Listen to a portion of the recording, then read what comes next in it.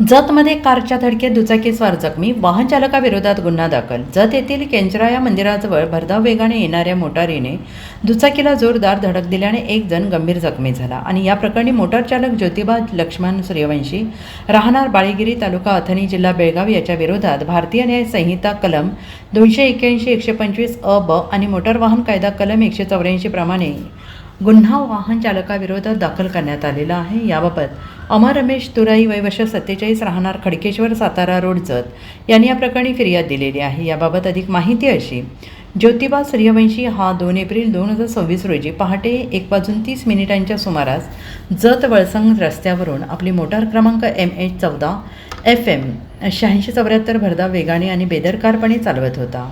केंचराया मंदिराजवळ त्याने समोरून येणाऱ्या दुचाकीला क्रमांक MH10 BC 9327 जोराची धडक दिली आणि या भीषण अपघातात विकास रमेश तुराई, वय वर्ष 46 हे गंभीर जखमी झालेले आहेत. या घटनेचा अधिक तपास पोलीस नाईक करांडे हे करत आहेत.